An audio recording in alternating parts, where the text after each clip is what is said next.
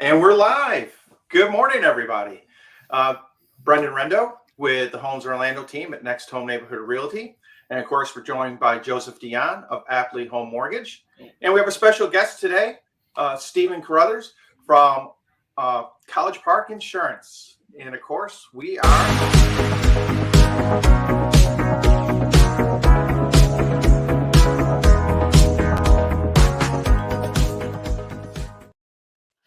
The Orlando Real Estate Buzz. We come to you weekly every Thursday at 9 o'clock to discuss different things that are going on in the housing market here in Orlando and try and make sure that we keep you up to date. Today's kind of a special one. We asked Steve to join us because of the new insurance law that just came out and trying to clear up some of the outlines of it, some of the misconceptions, and kind of what we really believe we're going to see over the next 12 to 18 months as far as the insurance prices go and the whole insurance industry goes. Man. So, Steve, you want to take a moment? Yeah. Thanks, guys, for having me on. I appreciate it. Oh, you're welcome. Very excited. Thank you, Brenden, very much. Yeah, so again, I'm Steve with College Park Insurance, and we are an independent broker. Primarily what we do the most of, though, is home insurance. And if you have, unless you've been hiding under a rock for the last 3 or 4 years, you've seen that the property insurance market's been turned upside down quite a bit. It's a combination of factors, combination of fraud. Just like any other industry, you have 1 or 2 bad actors in each, whether it's the roofing industry or the attorney industry that may kind of ruin it for the whole bunch. But also, too, you have a couple insurance companies that may not have been doing the right thing, and all those factors together has caused a pretty tumultuous marketplace. Really, ever since Hurricane Irma hit the state, we've been seeing rates rise, customers get dropped, or being asked to replace the roof, and they're not ready for that. Yep. I think what is it? We've seen 6 insurance companies leave the marketplace, and 3 more this year alone has started that process of insolvency, right? Yeah, it's true. So we've had about 6 or 7 companies in, I want to say, 24 months, something like that have gone into business. And it's kind of bittersweet because a few of those companies I wasn't too sad to see go because their claims weren't great. But on the flip side, there are some companies out there that really did right by their company and just kind of caught us off guard. And they just couldn't get past the litigation and the wave of fraud that we've seen for the last couple of years. Yep. Gotcha. Now, when you're talking fraud, you're kind of talking about a lot of the insurance claims that came out. I think we were discussing the numbers earlier that Florida has 8% of the claims and 80% of the litigation in the nation. Yep. That's a stat that I bring to every customer's attention.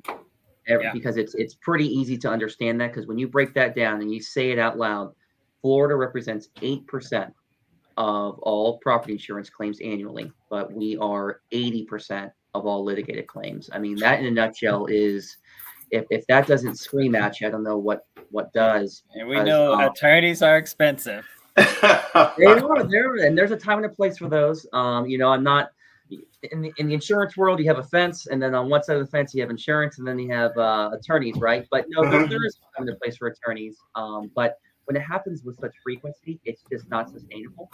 And it's like I tell customers all the time, I don't feel bad when an insurance company loses money, but when it happens every single year for year after year, then the market becomes unstable. And then rates don't just go up incrementally; they double and they double. And that's not something that customers can plan for. Because what were they saying? The insurance industry here in Florida the past 2 years has lost $2 billion each year, somewhere in that neighborhood. So what's has there been any major issues? I don't recall in the last 2 years any major storms that have hit or anything like that. To be losing $2 billion annually and be well, there's been no real major events. Yeah, it just goes to speak to the problems, because what happens when inevitably we get that hurricane that hits again? Yep. That is the That is the number one thing that everyone in our industry is talking about, is that if we're having this issue now with it being a man-made crisis, what's going to happen when the wind actually blows? Yeah. You know, we're in we're in deep, you know what, you know. Yeah. So and the challenges right now is that in the state of Florida, we have a situation where 1 out of every $3 that get paid out in claims is actually going to homeowners. 2 out of every 3 claims going to the attorneys. And so that's how Morgan got that nice new 14,000 square foot house in Winter Park. Maybe. Yeah. Been a contributing factor. Yeah, one of many reasons. But no, so that's the challenge right now, is that, you know, we have to stabilize the market, or else when the wind blows, we're going to have an even bigger issue on our hands. Yeah. You know, and it's not going to be tens of thousands of homeowners losing their coverage. It could be hundreds of thousands, if not millions. Yeah. So the state, you know, politicians, of course, reactive instead of proactive, called a special session, and they signed it. You know, Governor DeSantis signed into law the insurance changes, and that's really what we want to hit today. What I did is grab this off of the state's site, where they're kind of doing a quick summary of, you know, what the law entails, and really just kind of want to take into, you know, the consumer measures to start with. One of the big things is they're going to provide $2 billion in reinsurance relief. Steve, what's reinsurance? Yeah. So in a nutshell, reinsurance is just insurance for insurance companies, is all it is. Okay. Yeah. So after all those hurricanes in the mid 2000s, you know, that everyone remembers. If you've been in Florida long enough, you remember Charlie, Francis, Jean, I want to say, was another one, or maybe Wilma. I forget. There were so many. I missed like a month of school. I remember it. So awesome. I was I remember it was senior year for me, and I enjoyed that year. I had no school. Okay, guys. That's okay. Yeah. I started my school year in December. So reinsurance is insurance for insurance companies, and basically a lot of the major companies that we're used to, you know, the State Farms and the Nationwides and the Liberty Mutuals, they said we don't want to do business in Florida anymore, and a lot of them pulled out. And what was left was a situation where millions of people had no ability to get insurance. So 2 things happened. Citizens was created, which was the state insurance company of last resort, initially created for higher risk locations like the Keys and South Florida. But then a lot of Florida, what are called domestic carriers, stepped in. So companies that basically come into the marketplace and they just do business in Florida. And historically, when you're an insurance company, you know, you collect premiums and you use those premiums to pay out claims. That's the typical model for insurance. But with a lot of these domestic carriers, they didn't have those years of collecting premiums. So what they do is they purchase reinsurance. So reinsurance is through companies like Lloyd's of London and Zurich and all those, you know, international companies that you hear of. And basically, if a hurricane ever hits the state, you know, instead of filing a $3,000-$4,000 claim like we all do on our home insurance, their deductible is $3 or $4 million.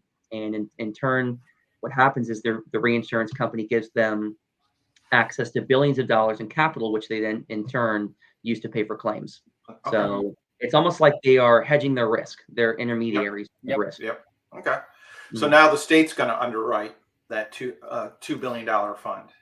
So basically what the big issue in Florida right now is that the property insurance environment is so volatile. A lot of these reinsurance companies, they don't even want to offer reinsurance to these companies. They won't even charge a rate appropriate amount. So even though it's higher risk, they won't even charge a higher premium. They just say, we don't even want to offer a policy altogether.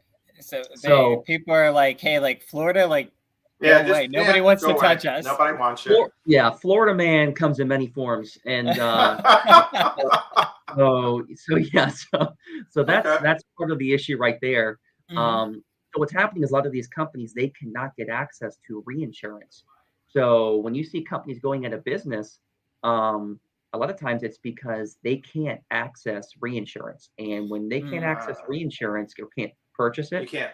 the Office of Insurance Regulation says, we have no confidence that you can, pay a claim if a hurricane hits the state. So you're going to go insolvent. We're gonna liquidate you as a company. So what the state did in this bill is they said, okay, well, we can't do that. We need more stability. So we're going to create a $2 billion fund as like a backup plan for these companies in the event that they can't purchase reinsurance. So that's what that $2 billion piggy bank is for. But $2 billion does feel kind of soft, though. It doesn't feel like a big number. Horrible? If like a hurricane hits, It is. like like $2 billion. That's it. $2 billion. I know. Yeah, for all of us, it's quite a bit. But for an insurance company, it's crazy. And the bigger issue in Florida is that a lot of these companies are very undercapitalized, meaning that in the state of Florida, to be a home insurance company, the minimum I think now in order to be in business is $10 million in the bank. $10 million in order to stay. That's like a drop in the bucket. That's a street in South Florida. That's a street, So basically what they do is they collect all those premiums and they're investing that money. They keep a very small amount in their reserves for the day-to-day stuff, fires and height stuff like that. So when there's a catastrophic claim, they just file their reinsurance deductible. So it's a real it makes Vegas look very amateur. Okay. And Yeah. hopefully these insurance companies aren't gambling on Bitcoin like El Salvador did. Yeah. Sorry about that. All right. So let's go into that next piece. I know that, what's the 150 My Safe Florida Home Program? Sounds kind of cool. I kind of I'm in Seminole County. Is it even something that I can touch? What does it do? What's the benefit? Is it real? Is it kind of like one of those lipstick looks cool for the governor to say he's doing this, but it's not actually going to have any bones to it? I would say that the last statement is probably the most accurate. A lot of times whenever legislation passes that is supposed to be in favor of corporate America, the insurance company, they a lot of times have to put in there some consumer options to make it look like it's also good for the consumer. Gotcha. We already have stuff in place that is good for homeowners to save money. It's called a wind mitigation inspection. The wind mitigation inspection, it provides a series of credits on your home insurance policy if your roof is 2002 or newer, looks at how it's tied down, looks at the shape of the roof, do you have shutters, stuff like that. So we already have that. So it's kind of strange that they put that in there. I don't know if they're going to make any changes to that form that's going to basically add credits. But the jury's kind of still out on that.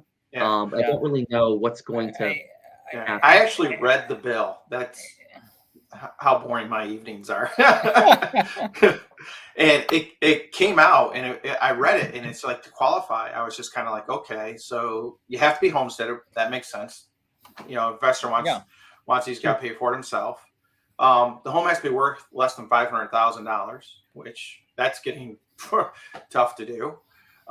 This one really kind of just threw me off. Is the home must have undergone an acceptable hurricane mitigation inspection after July 1st, 2008. What if you've owned your home since 2002? You did your wind mitigation when you bought the house. A lot of people don't know you need to do it every 5 years to continue to get the credit.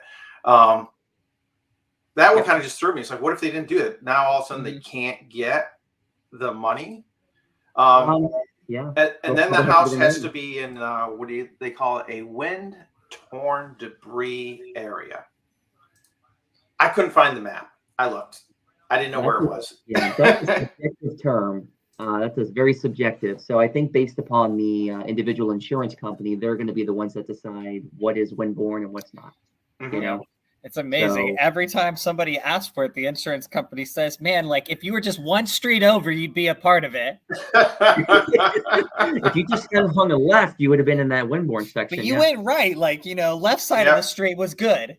Yeah, it's true. It's true. Yeah. And then what they're doing is for every $1 you spend, the state will give you $2. Up So to if it 10 costs, grand, right? yeah, up to 10 grand. So, but, well, Steve, we actually did one over in Altamont Springs where we had the hurricane straps put on the house to get the wind mitigation deduction. It's really not that expensive to have the straps put on. No. You know, you can, I mean, some contractors will charge, you know, maybe $1,000, something like that, $1,500 to have it on. Then when you look at your savings over that 5 years, it's actually okay. That makes it actually, it's one of those that makes sense to have it done. You know, one thing that I never understood is when people are redoing their roofs, the best time to do it, why don't people ask their roofers to put the straps on? Yeah. You know, because you've got everything peeled off. You can peel off the decking. Honestly, it's probably because people just don't know. Like you think, hey, I'm going to replace my roof. You're thinking, hey, my roof is getting replaced. Everything's going to be done. Not, oh, they're going to tear off the shingles and they're going to, you know, double check to see if any wood's rotted on the plywood, and then maybe put one piece on and charge you $150 for that piece, and then put shingles back on. You're exactly right. You're so right about that. You know, I mean, I think about it with myself. Like, there was stuff that I was like, when I got my roof replaced, I was like, hey, are you going to do this? And they're like, yeah, we're doing the whole roof. And then it didn't get done. He was like, that wasn't in my bid. And I was like, but you said you were doing everything. And I asked you, are you going to do this? And he was like, well, you didn't specify exactly what. And I'm like, all right, whatever. And you get, I mean, you look at what a bid would be without an insurance company and what the insurance companies pay. It's, I mean, world of difference. You know, you're $300 to $400 a square. You know, it's all, and it's like, okay, you got this extra money, put the straps on. Yeah. You know? Yeah, exactly. Yeah, it's not that hard. Take the soffits off, put the straps on, do something. You know, because it, you know, again, it's getting you a nice deductible. You know, helping you cut your whole wind mitigation down. Yeah, and customers oftentimes think it's just get the new roof and that's it. Yeah, that's just one component.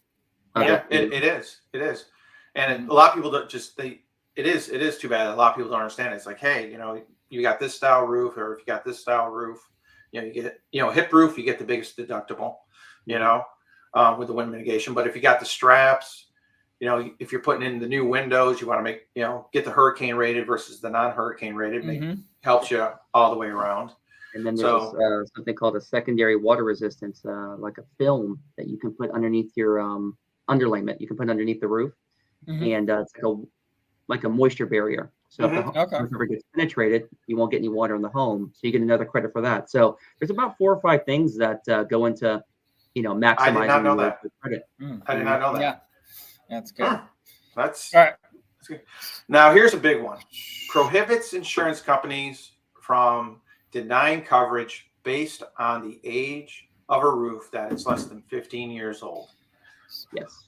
Oh, that's nice, because I know I've been hit with one that was like 12 years old and they were having trouble insuring it. You know?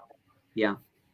So basically kind of what has been happening the last year is that, like I talked about earlier, it's actually good that you led with reinsurance, because typically people think to themselves, okay, the rules are made and the underwriting guidelines are made by the insurance company, but they're really not. They're dictated by the reinsurance companies, because ultimately they're the ones that are paying claims.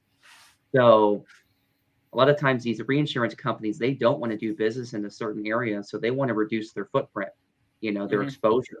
So one of the ways to do that is they say, okay, well, for any home with a roof over 15 years old, just let them know that we're going to non-renew them in 6 months or 8 months from now. So that's what a lot of insurance companies have been doing for the last 2 years. A lot. And I mean a lot. Like, probably, I mean, at this point, probably hundreds of thousands of people in the state are just losing their coverage. Just a week ago, we had one company announce that they were dropping 70,000 people, FedNet insurance. And at one time, they were like the 4th or 5th largest company in the state. So, so that's a good thing, you know, that they're saying that insurance companies cannot drop you if your roof is under 15 years old. There are some ways around that, but we'll talk about that another time. Yeah, and then And then included with that, they didn't summarize it in there, is that once it's over 15 years old, you've got to show at least 5 years left of life on the Yes. roof. Mhm. And of course, that's subjective. You know? It is. So And they outlined like 4 or 5 different people who are qualified. You know, your home inspector, your county inspector, and a couple others. But if the insurance company is sending out a home inspector to check that roof, you don't think they've told him, hey, any kind of curling, any kind of anything, cut that. Exactly. You know, it's done. Yeah. You know, Yeah. there's not 5 years left of life.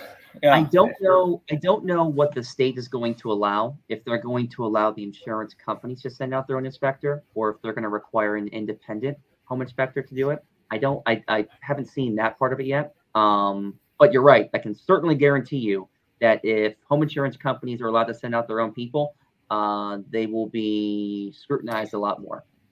Very, very, very, very strict on that one. And I think this is a huge one. And I just want to ask the question is like, you know, I have this come up a lot where people ask when they have challenges with insurance because they're like, but the roof's only 18 years old, or it's 20 and it's a 30-year roof, or it's a 40-year roof. Like we hear these terms all the time of 30-year, 40-year, and it's mostly related to like the shingles or whatnot, but it's the manufacturing and it's not really that. What causes that differentiation? Is it like perfect environment? Like, hey, like this shingle will last 30 years if it was in an AC air conditioned unit inside your house. Like, is that what it is? Like, I don't know, because like, you know, I just think the quality is not what it used to be. You know, how many people growing up back in the 80s and 90s had a fridge that was 20, 25, 30 years old? Oh my gosh, yeah. Kept in the garage and it just kept running. You know, and now, shoot, I just bought a brand new fridge like 6 months ago, and it was only 7 years old. You know, so it's like I think that nowadays, and especially in Florida, when it comes to roofs, we're subjected to a lot more weather. You know, I mean, if it's not hurricanes or tropical storms, it's every afternoon in the summer. You know, I mean, we get these thunderstorms more than any other state. You know, and then when it's not summertime, we're subjected to hailstorms in March and April, and it's just every single year. And so now companies realize that 15 years is really the tipping point. Yeah. Now, here's the thing that you brought up that to me made a lot of sense, is that 49 other states have a sliding scale on their roofs, and we don't. Can you explain that, like the 10 years? Sure. So sliding scale. So as it stands now, whenever you get a home insurance policy, in order to be compliant with the mortgage company, you have to have a replacement cost policy. So what that means now in the state of Florida is that if you ever sustain damage to your roof, the insurance company has to pay to replace your roof brand new. Now, in the other 49 states of the country, if your roof is 10 years or newer and you sustain serious damage to the roof, they're required to pay for the cost to replace it brand new. But when it's over 10 years old and you file a claim, you still get a payout for the roof. However, at that point, it's on a sliding scale. They call it ACV, actual cash value. Okay. So say that it's 11 years old and you file a claim, you may get 80% of the cost to replace it brand new. Year 12, 75%, and so on. So Florida is the only state that we don't have that. So you can have a 18, 19-year-old roof, file a wind claim or a hail claim, and get it replaced brand new. And that's what we've been experiencing since Hurricane Irma. You don't know this, but when there's a hurricane that makes landfall in the state of Florida, customers have 3 years to file a claim. So we were experiencing Hurricane Irma claims all the way up until September of 2020. So that's just kind of the problem in a nutshell right now.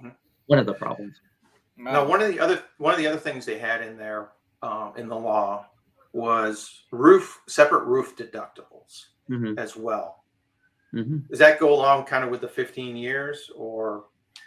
It's hard to see how they're going to apply that, but basically, as it stands now, there's two different deductibles on the standard home insurance policy. So you have a hurricane deductible, which is 2%, whatever you insure your home for. So if you insure your home for 300 grand, your hurricane deductible is $6,000. Then you have a non-hurricane deductible. They oftentimes call it AOP, and that stands for all other perils, and that's a flat dollar amount. Typically, it's $1,000, $2,500, $5,000. But now in this bill, they're saying that they want to implement a roof deductible, and they said it can be no more than 2% of the rebuild, and no more than 2% of the value of your home. So what you're going to start seeing now is that on a lot of home insurance policies in the future, they're going to implement a roof deductible, and they think that by having a higher roof deductible, that'll curb some of the abuse that's been going on in the marketplace. So on a $500,000 home, you now could have a $10,000 roof deductible for your $12,000 roof. Yeah, and here's the thing: is that a lot of times roofers would go door to door and solicit homeowners and say, "Hey, listen, your deductible's $1,000. That's all right. We'll just eat it." But now, if the roof deductible is much higher, it's going to be a lot harder for that roofer to swallow that. That was actually something they put in this law again, is that the solicitation and the eating of the deductible, it's a third-degree felony now. Yeah. So we'll see if we start seeing a few less roof commercials on YouTube, Facebook, and every place else. I try not to paint one industry in a bad limelight. It's like anything else. You have bad insurance agents, bad loan officers, bad realtors, bad roofers. But yeah, I mean, it's to the point where there was actually one law firm in South Florida talking about the lawsuits that filed 27,000 lawsuits, first-party property insurance lawsuits in the state of Florida last year. They accounted for 40% of all litigated claims. So, wow! Wow! They built their practice on it. Yeah. What's that? Yeah, they built a practice on filing roof claims. That's nuts. See, next, strengthen office insurance regulations. No big deal. Yeah, boring. The increased insurance claims, they've really kind of narrowed it down to how quickly an insurance company has to get back to you. And it has to be in writing. Yeah. And the other thing I liked that I read in there was they have to give you the name of the adjuster that did the inspection for the insurance company. I feel bad for that guy because someone's going to be searching down his phone number, yelling at him. Why did you deny my claim? Why did you do this? I think that's a good thing. I'll say this: we have over our agency. Personally, we have about over 30 companies that we work with. 99% of them are really good carriers, pay their claims on time. I actually can probably count on, in over 11 years of doing this, on one hand, the number of claims that have gone sideways. But there were a couple companies, which I'm happy that have gone into business, that I wouldn't touch with a 100-foot pole. And it's because their claims were so brutal. And so measures like this are good, for the consumer. That is one thing that I think will help customers long term. Yeah. Awesome. And then, of course, we got our anti-fraud and legal reforms. Which can you explain what they're doing to the attorney fees? Because since they were getting $2 out of every $3. Yeah. So there's something in Florida, and I don't have a Juris Doctorate, so forgive me if I speak. On the feed, but there's something out there called a contingency fee multiplier, and basically what that means is that whenever an attorney can attach himself or herself to a property insurance claim, from what we're seeing is that they can charge a multiple of their normal hourly rate. And so what that does is that balloons the average claims cost, and actuaries can't, for the last 3 or 4 years, they haven't been taking that into account. And so they're hemorrhaging money, insurance companies. And so the contingency fee multiplier, I think, was eliminated now. except in cases Okay. that are rare and exceptional, is what they said. So Mm-hmm. whatever is rare and exceptional, we will we'll wait to see on that. But it looks long term like it'll be a good thing. Yeah. That was interesting reading the breakdown, because if you file a lawsuit and say you were claiming $100, but you got 90, if it's less than 20% difference, you have to pay your own attorney fees. Mm-hmm. And then it adjusted down. Again, I don't have a Juris Doctrine either. Mm-hmm.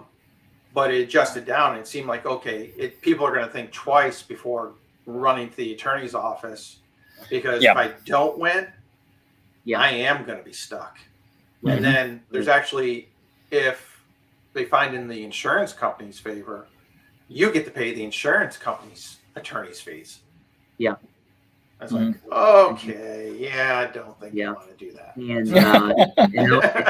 and we were talking earlier, people before we went on the broadcast, but a lot of times customers will watch these measures get passed up in Tallahassee, and they go, okay, great, so next Monday the rates will go down, right? And I'm like, no.